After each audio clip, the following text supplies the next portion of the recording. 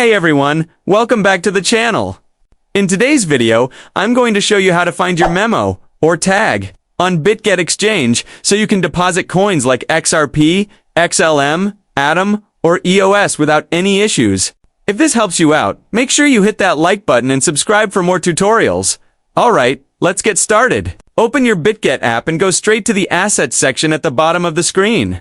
When the Assets Overview page opens, tap on Deposit. Now choose the cryptocurrency you want to deposit. Coins like XRP, XLM, and EOS require a memo or tag. So after selecting the coin, Bitget will automatically take you to the page where you need to choose the network. Once the deposit page loads, you'll see your deposit address at the top. Right under it, you'll find your memo or tag. It's usually a short numeric code. And it's required so Bitget can identify your transaction. Make sure you copy both the deposit address and the memo when sending crypto from another exchange or wallet.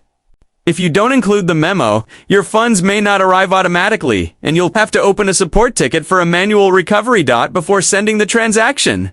Double-check the network, the wallet address, and the memo. If everything matches, you're good to go, and your deposit will show up normally, and that's all you need to do to find your memo on Bitget Exchange.